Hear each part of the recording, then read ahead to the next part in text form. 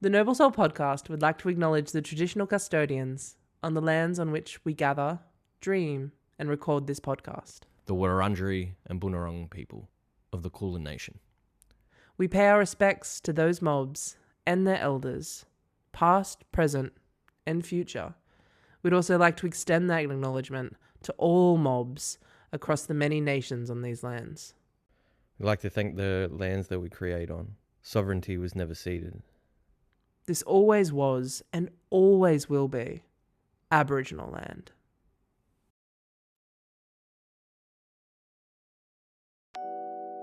Welcome to the NobleSole podcast, where creativity meets consciousness. I'm Amy Soul. And I'm Ben Noble. We're creatives and best friends, like Patrick and SpongeBob. And today we're yarning about our origins. And the universe within. Oh no, I can't do this. Sorry. I'm so uncomfortable. This is such a platonic, and maybe that's like where we should start? is because it's like it's a Does that need to be referenced?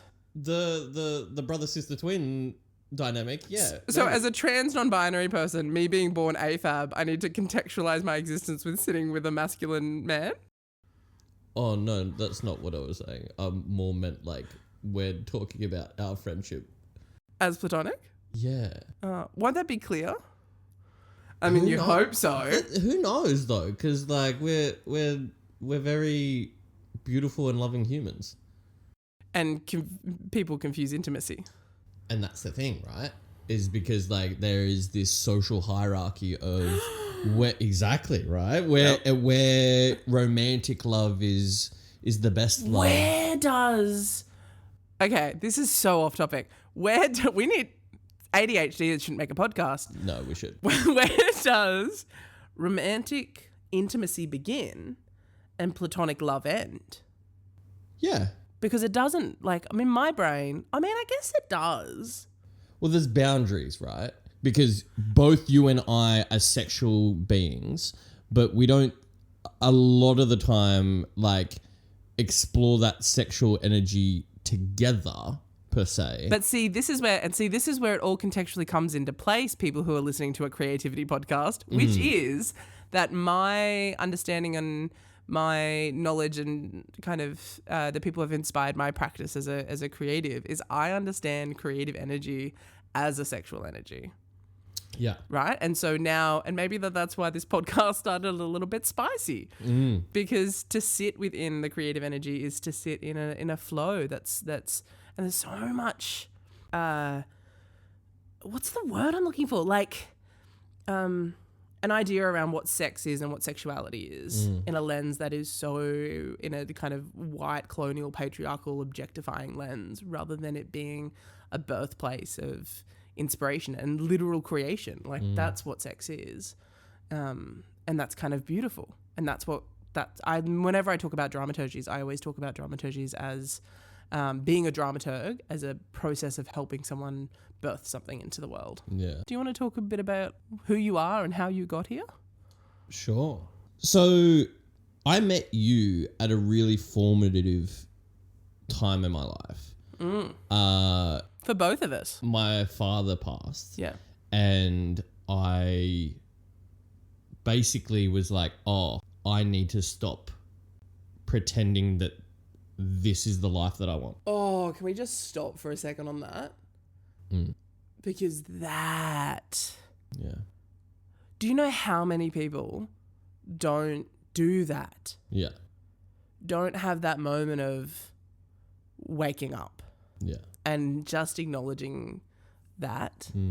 Yeah. And kind of the, the complexity and the beauty of death, right? Like, that's a gift that your father also gave you when he left this earth, to be like, hey, Benny. Yeah. Be Ben.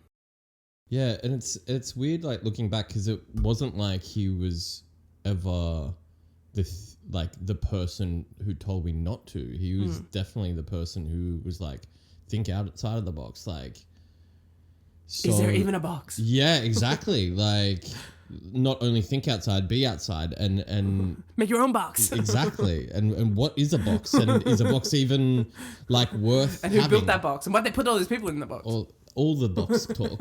He was a big box. He loved talker. a lot of boxes. He Yeah. did. He did. Well, what did that? But like, yeah, it was like definitely a change because he passed, and like 3 months later, I auditioned for film school. Yeah. And the following year, yeah, all within kind of 5 months, I started at film school, and that's where I met you. Yeah. And yeah, and that was kind of like the journey of me stepping into my artistry, especially as like a young man, where before it was like I was, you know, already had that like teenage kind of artistry. Yeah. Because that's always been within me. Mm-hmm. I remember like reading a report where my kindergarten teacher was like, "Ben's great, it fantastic, blah blah, all the things before the but." But he's easily distracted, distracts others. His Elvis impression is fantastic, but just not in reading class. You know But what I mean? that's such an interesting and really good valid point, right? Yeah. Because I think that we live in a society where being a creative mind or having a creative mind actually doesn't sit within the structures, because you're not looking to make artists, you're looking to make workers within a colonial capitalist system, right? Yeah. And so being a creative energy in a space is disruptive, because creative energy is inherently disruptive. 100%. Because like, let me tell you, little Ben, he could Shout out to Little Ben. Hell yeah, little Ben. Little Ben. He could capture a room and hold space. Like, I'm sure we'll go into the craft of holding space as a creative. Mm-hmm. I feel like that's been inherent with me. When like I could turn it on, and it be like, oh, this is the moment that like I want to like. It's kind of coming from me, and I know that I need to engage. See, that's really interesting, because when I think of holding space now as a director, like I think of holding space as a director or a dramaturg different to holding a space as a performer or as an artist, Very right? true. Because for me, the holding space in which you're talking about is actually the ability to hold energy in a room, to be able to perform or to entertain or to be able to pull focus or understand what the kind of the energies in space are in performance, right? Yeah. Or to set up a punchline or to like do a joke, or whereas for me now holding space is also about creating safe spaces or how to like, but I think it's still, I do find it interesting. I think being able to being a director that's also a person that understands performative space is of benefit, like, because people are more likely to listen to you when you're captivating and interesting and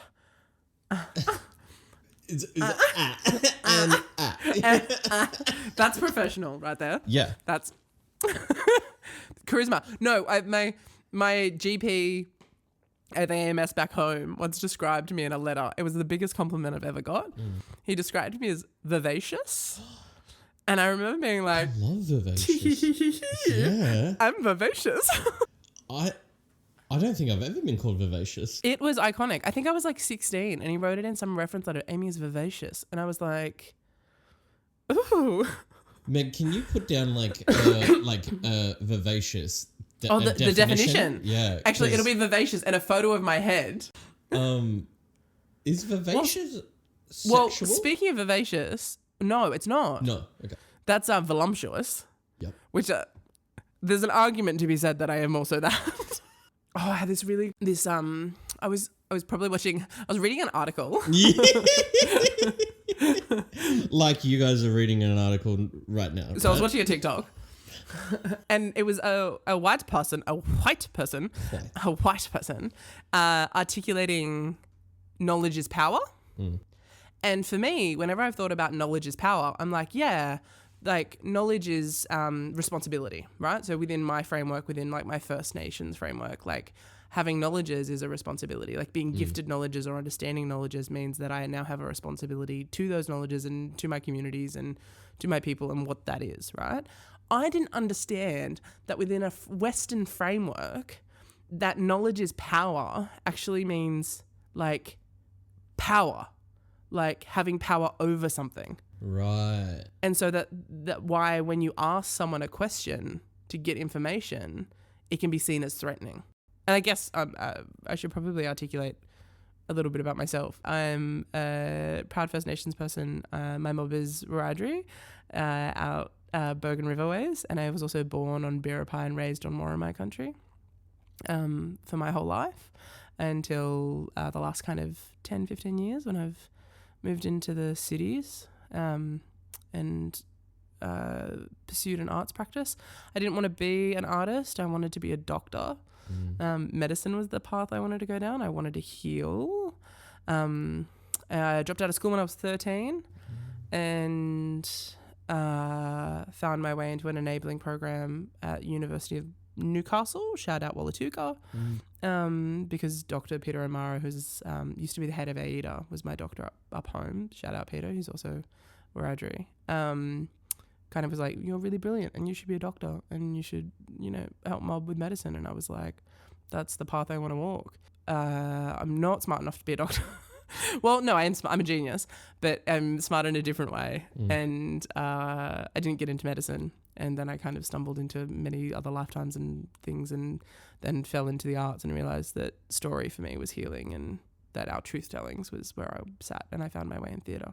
And so now I specifically work in First Peoples Theatre. So what was was there a moment where you thought, okay, cool, because like medicine is such a unique and beautiful kind of legacy to have, but also like a pursuit to enjoy and to claim. I think I probably see even that. Like I probably wouldn't like my frame of reference wouldn't be legacy or claiming, right? Like it would be it's once again access to knowledges that then support people, right? Like medicine. The idea of pursuing medicine for me was to be connected to my community and responsibility, and to also have access to knowledge and knowledge that would help people. Because I also had always perceived medicine as such a Western framework that had been violent towards community. And I was like, well, I can jump into that and understand it and shift it and become some kind of support within that system and structure, which is exactly how I then perceived theatre. Same model. So what was the transition like? Seamless. I mean, I was terrible at science. So it's that ADHD brain. I was always a creative. I think I was always meant to do it. Like I was always a storyteller. Yeah. Always. Through and through and through. In my bones. Similar to you. I could always capture a room. Yeah. We're also very tall, which I think helps. I think when you walk into space, as I walk in, my 6-foot ass walks into space, people are like, especially as an AFAB person, I actually think I capture space less now that I'm more mask presenting. Right. Because people are like, 6 foot for a masculine person isn't. But an AFAB person walking into a room at 6 foot tall, people are like, oh my God. Oh my goodness. What are you doing? How do you exist? You're a giant. Vivacious. so vivaciously giant. I'm like, I'm here. Yeah. But I was that height at like 12. Yeah. So I reckon. And what are you? 6'5", 6'4"? 6'4" when I'm. Yeah, just. Like we big. Yeah, we big humans. Maybe this podcast should be called. I always say that we're cyclopses. Big and bigger. Big and bigger.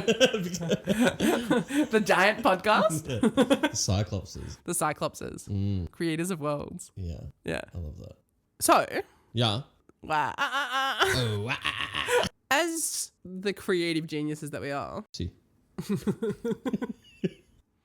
We wanted to dive into, outside of the origins of us, about our understanding of what the prompt that we gave was the universe within. So our understanding of creativity as an idea, whimsical, but also what that means to us. Yeah. Because how obviously that there's energy flows. multiple levels of what creative practice is. And I think people mystify what creativity is, because every single person is creative Literally. and has creative energy within them.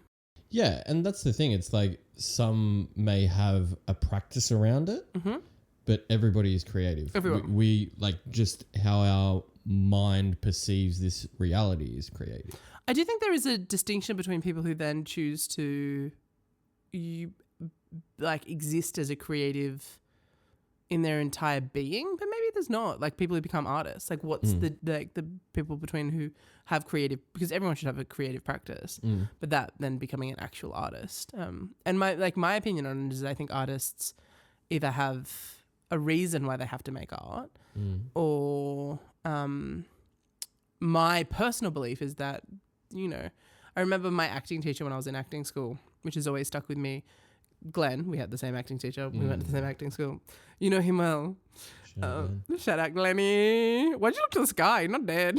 Everybody's up.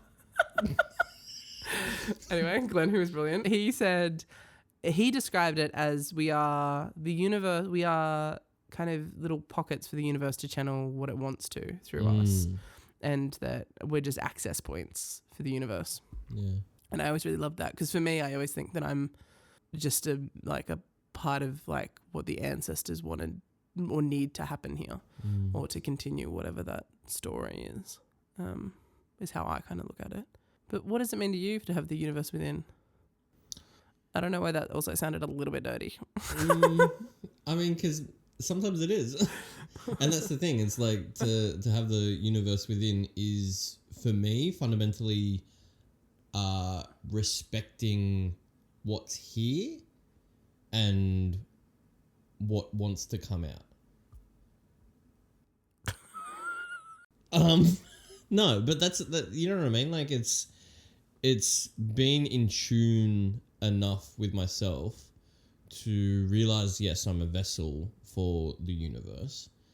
When I'm wanting to create, or there is that urge. I just want to shout out the appreciation that I have that on the first episode of our podcast, we've gotten to, yes, I am a vessel for the universe. I think that... I think we have to like establish where we're at. Yeah. I'd just like Meg to put up a little photo of both of our heads with kind of the universe just swirling around it, and then a giant black hole of which we get sucked into. Yes, please. Thanks, Meg. Thanks, Meg. You've just got to jump.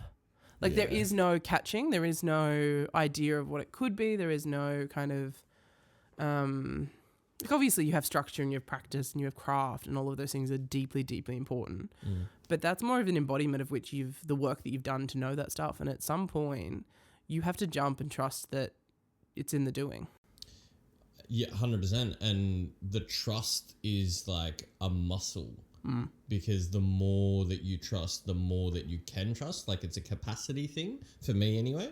It's like the more that I've proven that I can leap and be okay on the other side of it, the more that it's like, oh, okay, like the parts of me that are fearful and doubtful, they're still there. They don't go away. But it's like, oh, that's right, that we're doing this again. For me, it's like, okay, cool, like we know what this is. And so when it comes to an edge that I haven't pushed, it's like, oh, that's right. We're gonna do this, aren't we? And you know what it is to jump. And I know what it is to jump. And jumping just gets easier. Yeah. Speaking of jumping, so we now, as a part of this, each episode want to engage in a creative practice. Yeah. So that we can experience a creative practice with everyone that's listening and with you and me, and sit in that and further jump and develop our practice as artists. That's right. And we had a plan for what this was going to be in this first episode. Yes. And I, as I am, the Amy Soul, want to throw that out. Cool. Because I think that there's something far more interesting about being present with what this is and jumping into something different. And I would really like to go a 10 on episode 1. I think if we're going to do this, let's do the scariest thing first. Oh. Okay. And so, yeah. And so my offering to you is that we both do some creative practice on this podcast at the moment, but that we give each other what our creative practice is, and that we try to give to the other person what we think they're going to fail at Oh. and gonna have to jump. Oh, okay. Cool. Fail gloriously, be terrible, Yeah. and also we're doing this right now, so it's terrifying. And this is also a provocation for you all out there too, to think about, either do it with a friend or think about your own, what you're really scared of doing, or that you're in your creative practice, or that you think you'd be terrible at. And give it a go and let us know how you go with it after you watch us fail miserably. Yeah. What's yours? Okay, so mine is For me? For me? para tu. For me? Moi? I know how funny you are. We crack up all the time. Don't. But the if you thing make me about- do stand up, But the thing is, stop. right, I don't know how to do stand up. and that's the point, right? Okay, fine. Okay, okay. right? Yes, I'm gonna fail at it, and I'm so ready to. I'm so ready to fail. Yeah. I'm so excited. Yeah. Okay, I know what you really, really love doing. Okay. And we're going to throw that out. And what you would be most terrified of failing at right now. Meg, help. And I think you should rap. Oh, okay. Yep. Yeah. Yeah? Yeah, okay, yeah. Ah! Cool. And are we just avoiding who goes first? I think so. Meg, help us. I don't want to do this. I've never done stand-up in my life. I don't know how to do stand-up. I'm not funny. What do I do? Like a tight 3, a tight 5? What do I do? Yeah, now you're Oh, lying. because I'm like, yeah, okay, okay. Yeah. All right. Shall I go first? I think so. Okay. My impulse, the immediate impulse I want to go is like, so airplane food. Yeah. Okay. All right, how long? Like a minute? 2 minutes? What is the stand-up timing? I think just like go, again, it's like go Go and we'll see. Go and we'll see. Okay. And just I'm just because going to trust it. that's right. Okay. How do people comedy? So you're a brilliant storyteller, and So it's story. Okay. It's okay. just Okay, story. let's try it. And it's like seasoning the story with humor. Okay. So I was born. Oh yeah. Woo! So I'm queer and black and fat and disabled and polyamorous and a cancer. One of them makes me really emotional and sensitive and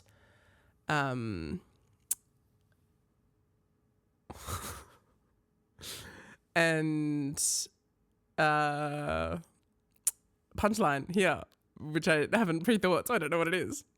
I can see why there's like a sense of vulnerability in comedy because you're also exposing yourself, like a lot. Like you're really like, and also that everything that Hannah Gatsby said about not punching down. Like, how do you be funny and not punch down, and not make fun of yourself? That's so interesting. I think that I find it so incredibly difficult because it's like, your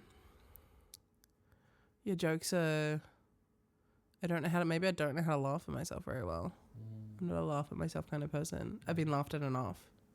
Like, I've been laughed at a lot. I've been laughed at my whole life. Like, you don't walk around like me, looking like me, sounding like me, being like me, without being laughed at by everyone. In fact, it is the colonial propaganda to make me feel as small as possible to be laughed at. So for me, I'm like, I think that's why I sit so earnestly. Like, make a joke without making fun of something. It's really hard. Like, it's inherently really hard. So, I'm going to tell you a joke. Please. Let's try with a joke. Let's do it. This is my favorite joke of all time. It's hilarious. It's actually the funniest joke of all time. Okay, yeah. No, but like... That's what... It's actually... Okay, cool. I think it's hilarious. Yeah. I think it's so funny that you will think about it forever. Okay. So there's a married couple. Yes. There's a married couple in bed. Cozy, warm, snuggly. It's a cold night. Chilly. They live out in the country somewhere. Their little country home. Bit of land, bit of property. Very colonial. These husband and wife, or husband and husband, or wife and wife are in bed. For the sake of all of the lesbians out there, we'll say wife and wife are in bed together. And all of a sudden, there's a knock at the door. One of the wives wakes up. The wife wakes up. She looks over at the clock. She goes, it's 2 a.m. She turns over to her other wife. She's like, honey, you awake? What do you want? So it's really funny. It's just very funny. She's like, I think I heard someone at the door. And she goes, who? It's 2 a.m. Get rid of them. Why would they come out here? And so the wife walks downstairs to the front door. She opens the front door and there's a man standing there. And he goes, I'm so sorry. I'm so sorry to disturb you. And the wife's like, mate, what do you want? It's 2 a.m. Me and my wife are sleeping. What are you doing at a front door at 2 a.m.? And he goes, listen, mate, I'm so sorry. I just need a push. And she goes, what? And he goes, I just need a push. And she goes, mate, it's 2 a.m. and just slams the door in his face. He goes back up to bed. He's in bed with the wife. And she goes, and he goes, honey, what did they want? And she goes, some fella just needed a push. And she goes, and did you help him? And she goes, it's 2 a.m. I'm not helping some strange man out the front of our house with a broken down car. And she goes, honey, come on. Like, we've been in that situation. We all know what that's like, right? I think you should go back out there, check that he's still out there, and maybe give him help. And she goes, fine. She gets up, puts on a robe, puts on her slippers, walks downstairs, gets to the front door, opens the door, and goes, hey, mate, you still out there? Mate, you out there? Yeah? Where are ya? On the swing?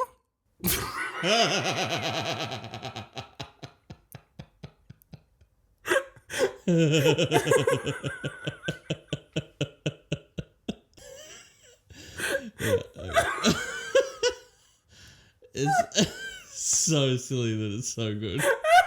Yeah. Yeah, nice. Thank you very much. Thank you. So that's my comedy. Incredible. Yeah.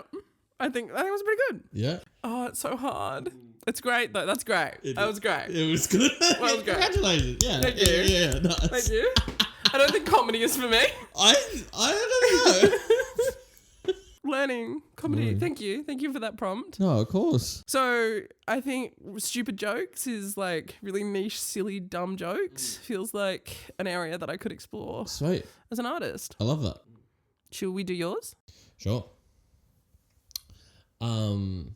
Yeah, so rapping, I would do. Do you want me to get some paper for you? Ba-dum-bum. Is this it? Is this a good beat?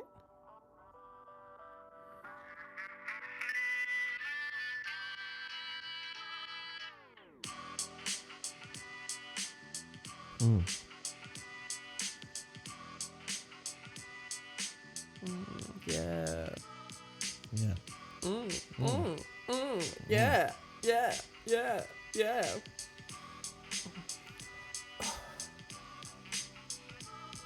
Yeah.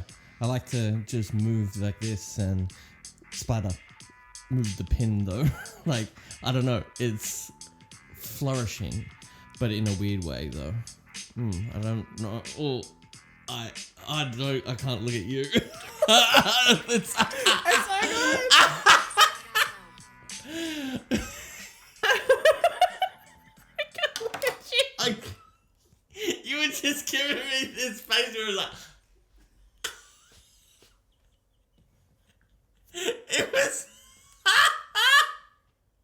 It was I tell you what it was. It was like giving my proud mum, like, and the like on the sidelines, like, go Ben.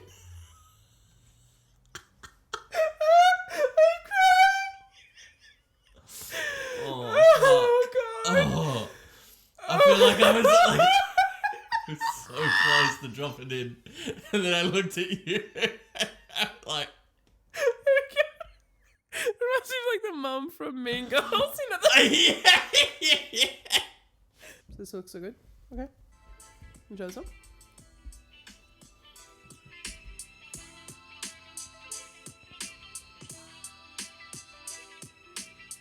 Let my mind wander like it wants to, not actually just holding it. Calm waves crashing in, and that's okay. I'm safe here, because I don't feel it like that existential dread when I'm in it, and it just like moves from here to there. I don't know what my rap is about, but I'm gonna have a figure out, and I don't know what that is like if I wanna hold the mic, but I will find it inside. I think I will be alive one day, but it's okay. We'll find it along the way. I'll say hooray. It'll be okay. Yeah. Oh, okay, now. I'm gonna jump back in. It's all played out. I feel this like weird like flex in my chakra that I wanna get up off ya. That I wanna make proper. That I wanna get clocked up. I don't know what that was, but that's okay. Yeah, Curtis. It's today. That's right. Because that's at the end of the day what it's about. Is like just playing and figuring it out. Just being here in the moment. Just flexing with my monist. I don't even know what that is. But I'll... Cheers. Yeah. Oh... Yeah, I think that's what like kind of feeling what a flow is. But I just don't like, it's like I go in and out of it when there's a beat. I just don't feel like grounded.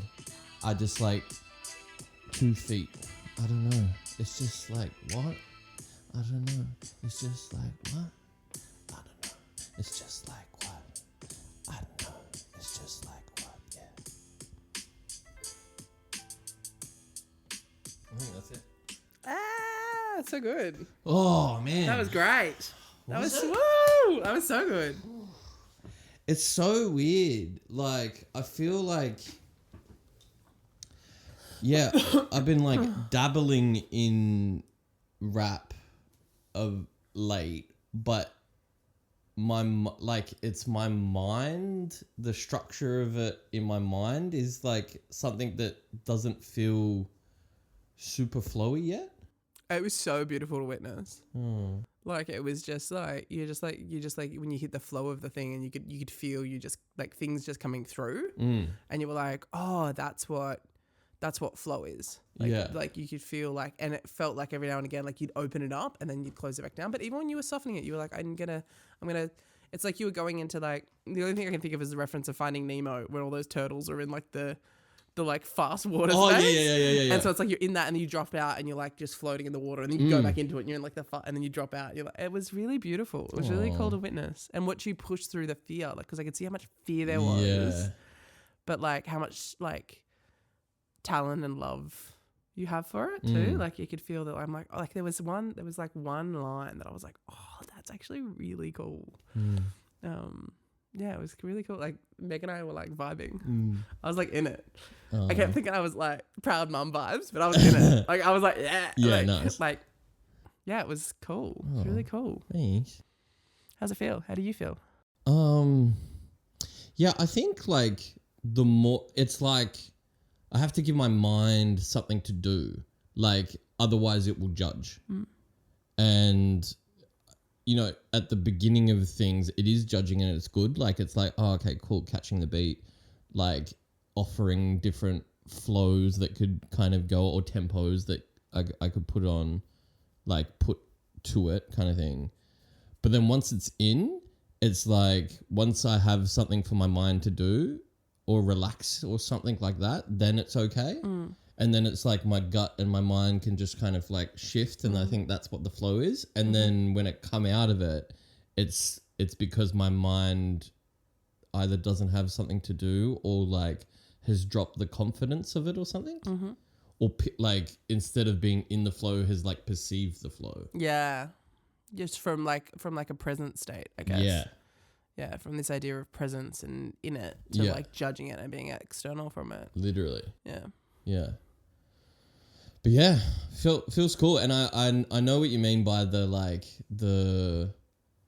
I felt like I was getting curious with it, which was nice, and I like the play. The of joy, that. like when you find the joy in it and the play in it, and you're no longer judging it.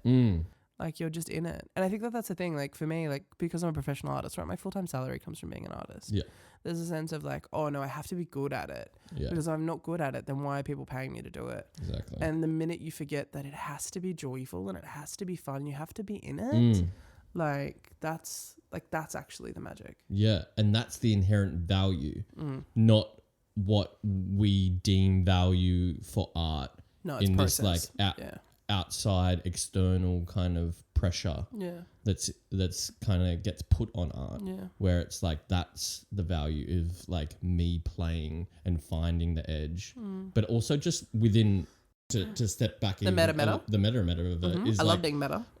we are I am the meta.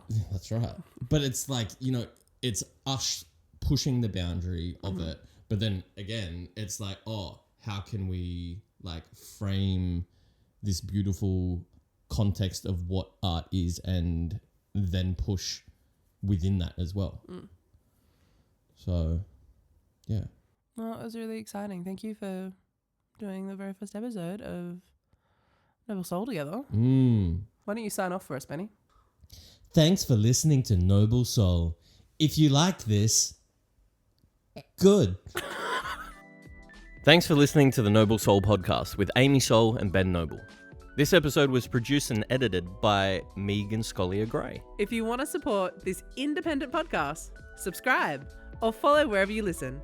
You can also check us out on socials at NobleSole Podcast. If you want to drop us a line, email us at noblesolepodcast@gmail.com. And hey, if you liked the episode, write us a 5-star review. And if you didn't, well, that's none of our business. Bye. Bye!